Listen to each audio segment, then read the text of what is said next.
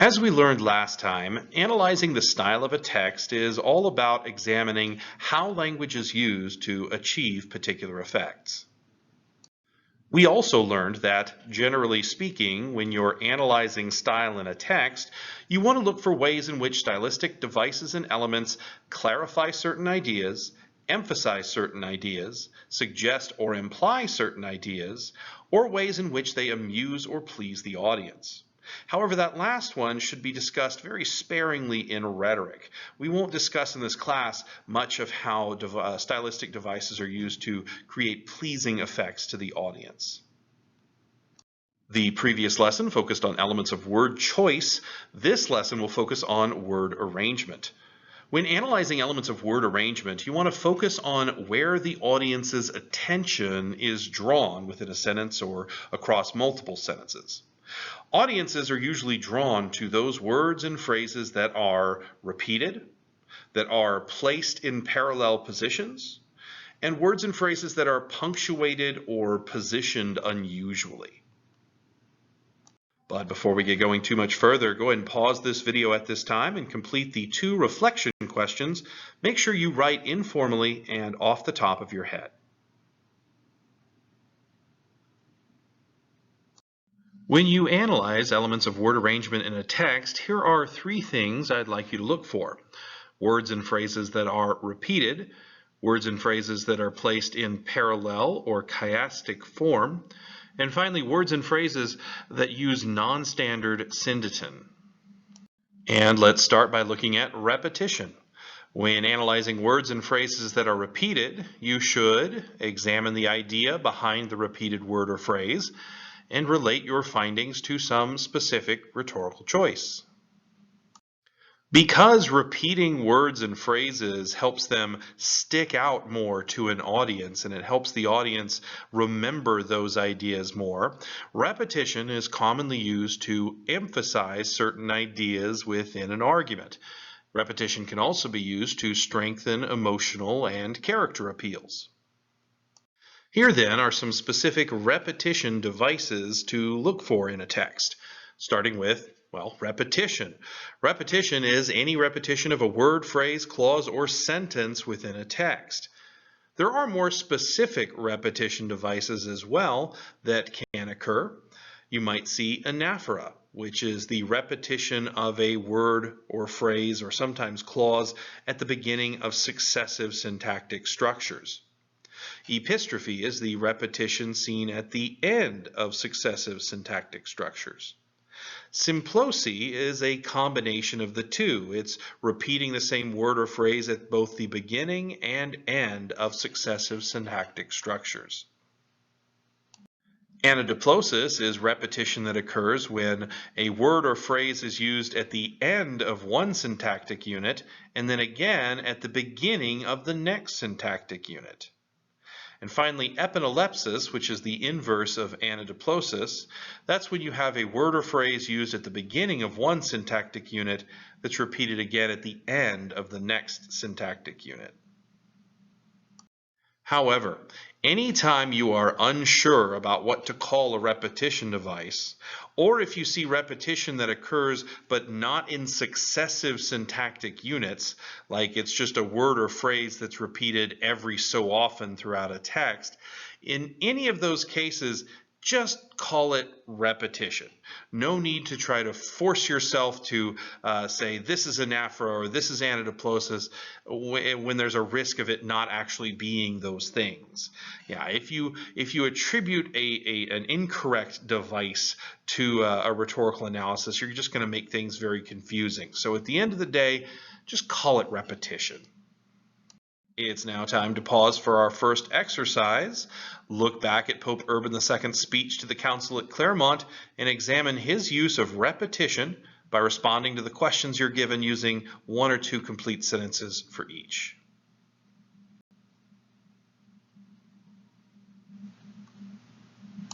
Hopefully you notice the repetition of the word race used to describe both the Frenchman and his audience and the Turkish invaders. So what is he doing or emphasizing here by using the word race so many times, way more than it would be necessary? Well, here the word race, of course, is meant as kind of an archaic distinction of different groups of people. Yeah, it's it's kind of a concept that we're getting away from today because a lot of anthropologists and biologists have said that the distinction of race is purely conceptual and not biological or even historical in nature. But long ago, race was used to define different groups of people. And so by repeating the race of Franks versus the race of the kingdom of the Persians, of the Muslim invaders, he's trying to distinguish the French people in his audience, the fellow Christians, as being fundamentally different beings than the Muslim invaders in the Holy Land.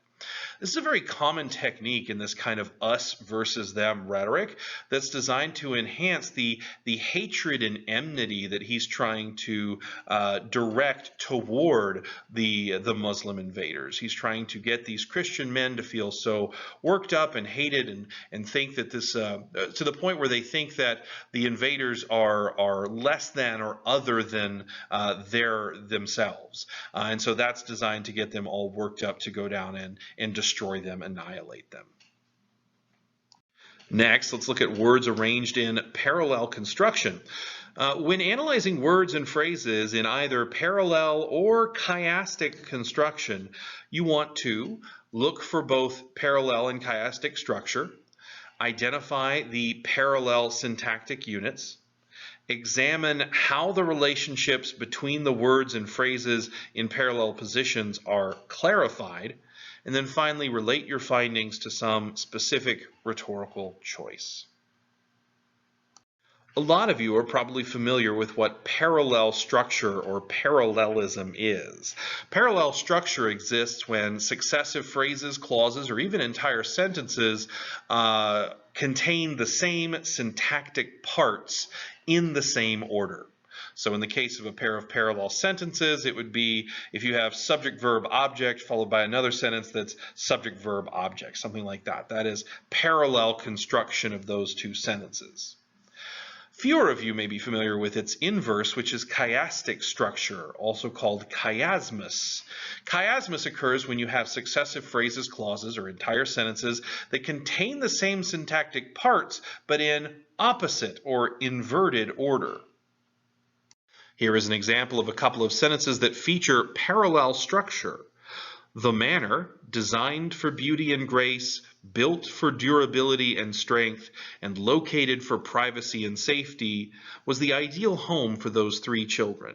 Here we have a series of participial phrases, designed for beauty and grace, built for durability and strength, and located for privacy and safety, that are all in parallel structure, because each starts with a past participle and continues with a prepositional phrase that features a compound object. All three of those participial phrases are structured the exact same way, and so since they're listed successively like that, we would call them parallel.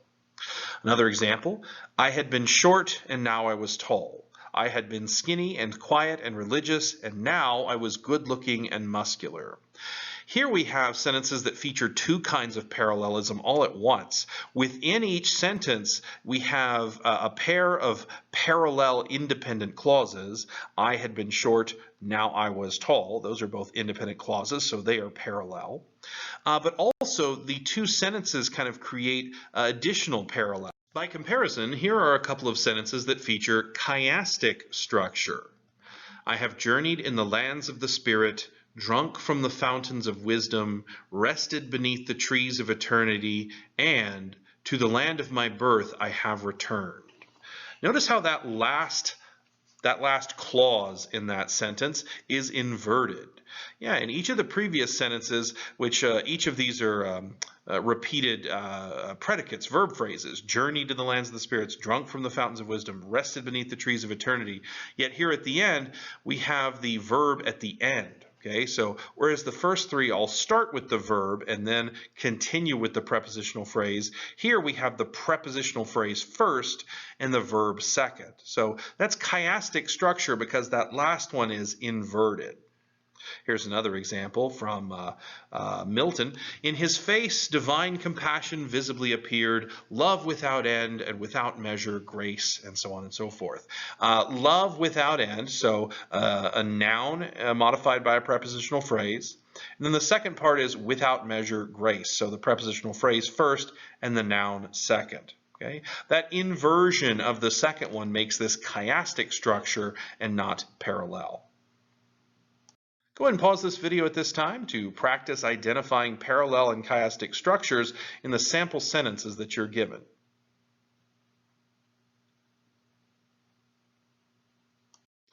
Number 1, naked I rose from the earth, to the grave I fall clothed. That is chiastic. Number 2, they had great skill in optics and had instructed him to see faults in others and beauties in himself that could be discovered by no one else. Yeah, that's parallel. That to see faults in others, beauties in himself. That's parallel. Number 3, he labors without complaining and without bragging rests. That's chiastic. Number 4, for the end of a theoretical science is truth, but the end of a practical science is performance. That's parallel. Number 5, I shall never envy the honors which wit and learning obtain in any other cause, if I can be numbered among the writers who have given ardor to virtue and confidence to truth. There we have a pair of noun phrases at the end that are parallel, ardor to virtue and confidence to truth. Number 6, just as the term menial does not apply to any honest labor, so no dishonest work can be called prestigious. That is chiastic. Number 7, tell me not of your many perfections. Of your great modesty, tell me not either. That is also chiastic. And lastly, number 8, the inherent vice of capitalism is the unequal sharing of blessing. The inherent virtue of socialism is the equal sharing of miseries. And that's parallel structure. Pause the video one more time to complete this next exercise, where you will rewrite numbers 1 through 4 using the opposite construction. So if the sentence is parallel, go back and make it chiastic. If it was chiastic, make it parallel. So number 1 was originally chiastic. If we made it parallel, it would look like this. Naked I rose from the earth, clothed I fall to the grave. Number 2 was originally parallel. If we made it chiastic, it would be like this. They had great skill in optics and had instructed him to see faults in others and in himself beauties that could be discovered by nobody else. Number 3 was originally chiastic. Here's how it would look if it was parallel. He labors without complaining and rests without bragging. And lastly, number 4 was originally parallel. Here's the chiastic structure. For the end of a theoretical science is truth, but performance is the end of a practical science. Just like in geometry, where you have corresponding points along parallel lines, there are corresponding words and phrases in parallel and chiastic structures. Their parallel positioning highlights the words and phrases and the connection that the words and phrases have with one another. For instance, if we look back at this example of a sentence with parallel structures, the manor designed for beauty and grace, built for durability and strength, and located for privacy and safety was the ideal home for those 3 children. We have some corresponding ideas here. The verbs designed, built, and located are all corresponding, and the prepositional phrases for beauty and grace, for durability and strength, for privacy and safety are all corresponding. So here, the audience's attention is drawn to these clusters of parallel words. The sense of it here is that it makes very clear that this particular manor was designed, built, located. So those are all verbs. Those are all very intentional things. So this place was constructed purposefully. And then the prepositional phrases, beauty and grace, durability and strength, privacy and safety. It just kind of the parallelism of those ideas makes them all stand out in a group. And so we see that this is a place that is as beautiful as it is functional, as it is private and that sort of thing. So the corresponding ideas just draw our attention. Those corresponding parallel phrases draw our attention to them. Let's pause the video to complete another exercise. Look back at numbers 1 through 4 and color code the corresponding words and phrases just like I did in my example. All right, so looking back at number 1, naked I rose from the earth, to the grave I fall clothed. Naked and clothed correspond. I rose and I fall, the subject-verb pair corresponds. And then, of course, from the earth to the grave. The two prepositional phrases correspond. In number 2, we have faults and beauties. They both correspond. Then the prepositional phrases, in others and in himself. Number 3, we have the verbs labors and rests. They both correspond with one another. And then the prepositional phrases, without complaining, without bragging. Finally, in number 4, we have these long subject phrases, noun phrases. The end of a theoretical science corresponds with the end of a practical science. And then we have the predicates of each clause as well correspond. Is truth versus is performance. When you see parallel and chiastic structures in a text, they're most commonly used to add clarity, to clarify certain ideas, usually ideas in an argument or logos appeal. And they're often used to draw a sharp distinction or to sharply contrast two opposites or contrasting elements. A lot of times you'll see a writer use a parallel and chiastic structure to make an issue seem either or black and white, to really simplify the thing that they're asking their audience to consider. So when you're looking at parallel and chiastic structure, the specific devices you're looking for, well, you're looking for parallelism, right, and chiasmus. Those are the two big ones. You can also look for this device, antithesis. That might be something you've heard of before. Antithesis is the use of parallel or chiastic structure to distinguish opposite or opposing ideas. Yeah, a lot of those examples we've looked at already, not only were they parallel or chiastic, but they were also antithetical as well. Let's look now at some examples of antithesis. Pause the video, complete the exercise as instructed. You'll need to mark which of the sentences we've looked at so far feature antithesis. And look at that. Most of the ones we've looked at feature antithesis. Number 1 is definitely antithetical. Naked and clothed are opposites. From the earth to the grave, rising, falling. All three of the corresponding ideas there are opposite. So that is definitely antithetical. We have antithesis as well in number 2, number 3. Number 4, we do have some antithesis because theoretical and practical are opposites. Yeah, truth and performance, those aren't opposites, but it is antithesis because theoretical and practical are opposites. Number 6 as well, menial versus prestigious, honest versus dishonest, so that is antithesis as well. All right, now it's time to apply what you've learned about parallel and chiastic structure to your study of Pope Urban II's speech. Examine his use of parallel and chiastic structure by answering the questions you're given in just 1 or 2 complete sentences.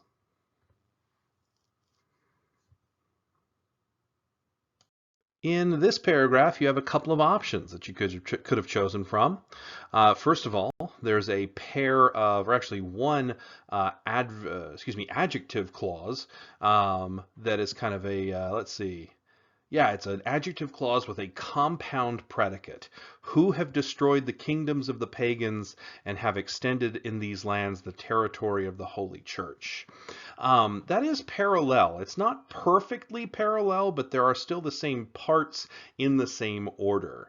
And so the adjective phrase there is referring to the French noblemen and saying that them and their ancestors, their kings, have destroyed the kingdoms of the pagans and have extended in these lands, or in other words, have given these lands to the Holy Church. Okay, it's an example of parallel structure, and it's also antithesis because we have destroyed versus extended, and we have pagans versus the Holy Church, and so those are opposites there.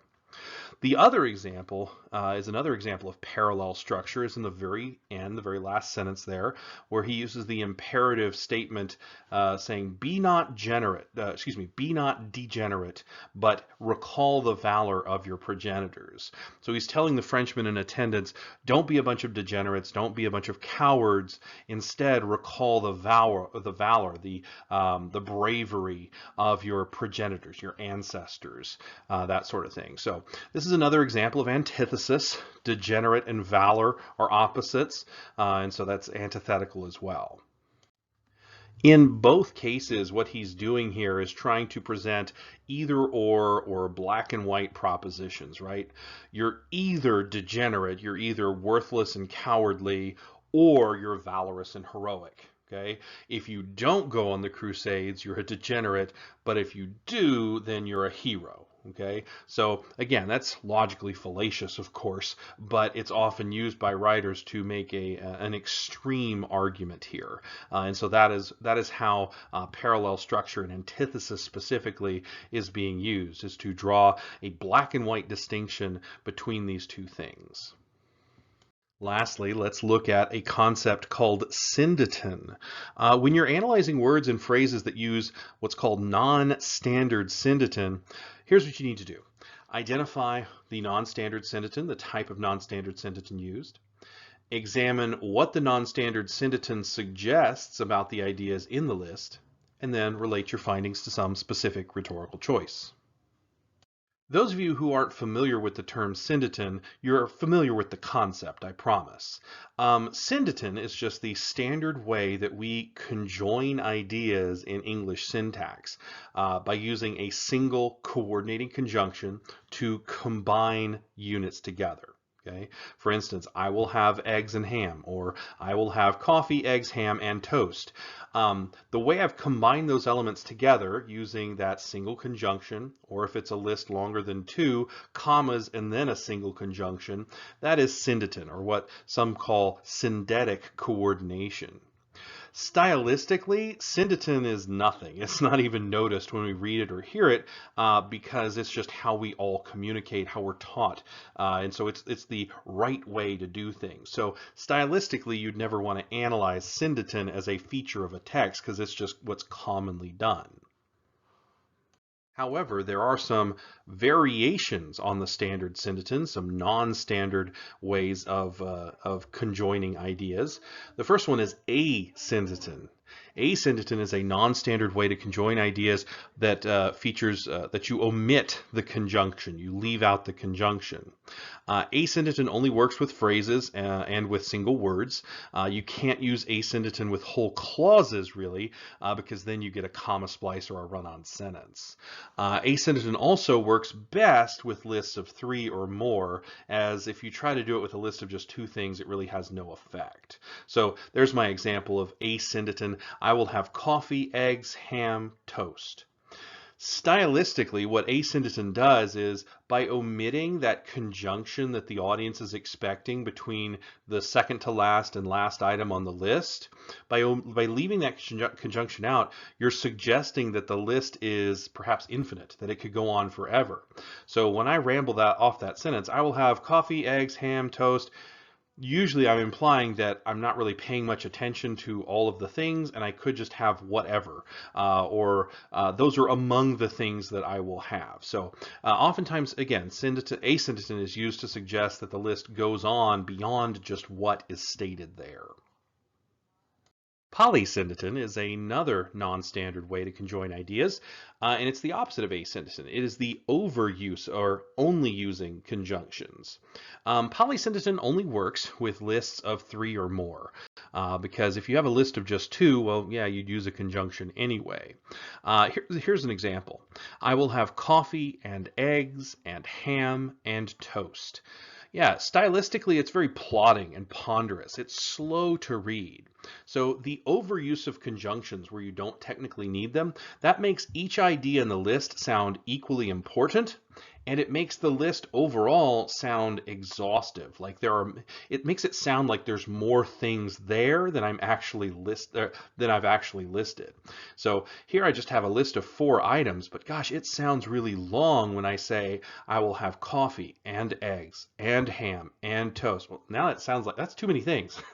It's not really. That's a normal breakfast, right? But that overuse of conjunctions makes it sound more exhaustive than it actually is. Non-standard syndeton is commonly used to suggest or imply things about those items in the list. If it's asyndeton, it's implying that the list of items could go on indefinitely. If it's polysyndeton, it's implying that the things within the list are many. Okay. Usually this is done to enhance an argument, to draw attention again to the items in a coordinate series. It can also be used to enhance character and emotional appeals though, so really it can be used for a lot of different things. All right, let's pause one more time, look back at Pope Urban II's speech, and examine his use of non-standard syndeton. Answer those questions you're given in just 1 or 2 complete sentences.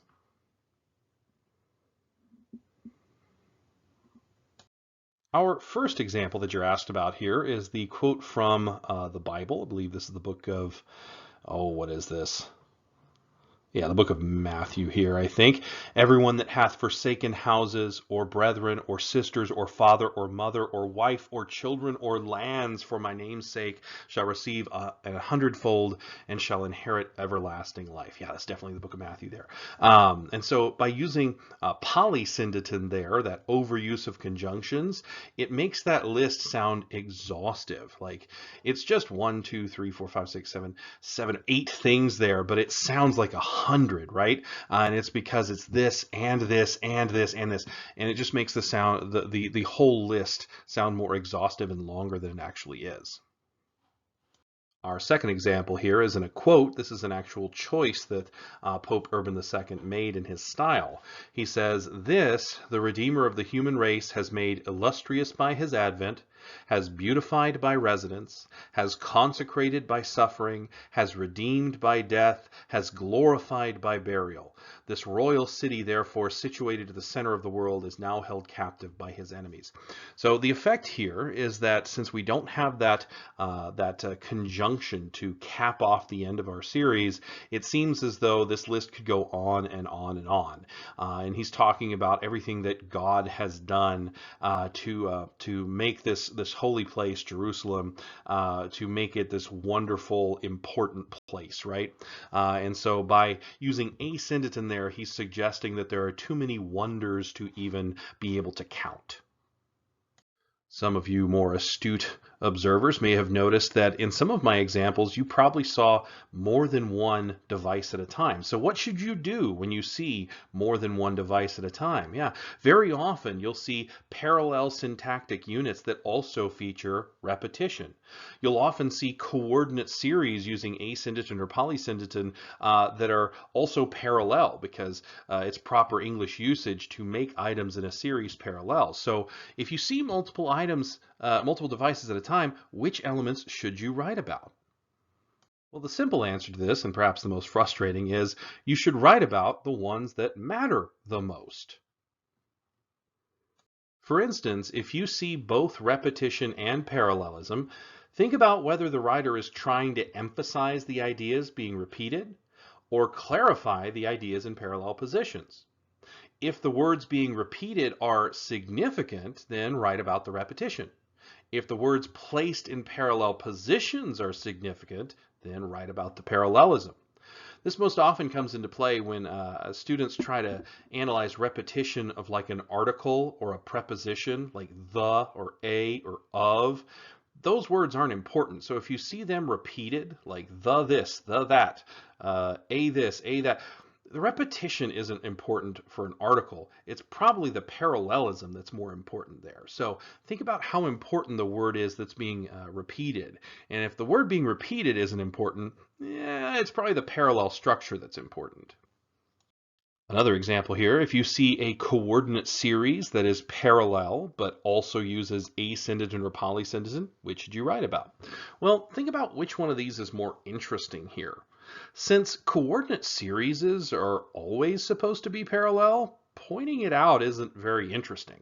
Okay, so that's not really a stylistically interesting thing to say. So in this case, you'd want to go with the asyndeton and polysyndeton, right? Because asyndeton and polysyndeton, those are instances where the writer is deliberately breaking the common usage rules, and that is interesting. Similarly, chiastic structure is also a sort of breaking of the rules. It's certainly a breaking of expectations. And so you want to gravitate to the things that are more interesting to talk about, because those are the ones that the writer made deliberate decisions on to make specific stylistic choices. Warning. There's actually a lot more that goes into rhetoric and word arrangement than what I could possibly cover in this lesson. However, we will uncover more of these word arrangements and their rhetorical functions through our study of the well-crafted sentence. That book includes concepts relating to sentence balance, sentence length, modification, and punctuation as well. So there's a lot more stuff that you could be asked about in the AP Lang exam that we just don't have time to cover in one lesson, but we will get there as long as you keep up with your studies of Nora Bacon's well-crafted sentence. It's time for the practice activity. Pause this video, and this time you're going to write another paragraph in which you analyze one rhetorical technique that Urban II uses, and add again some style analysis to that rhetorical analysis paragraph. You may wish to look back at the sample paragraph that I gave you from the previous lesson to help.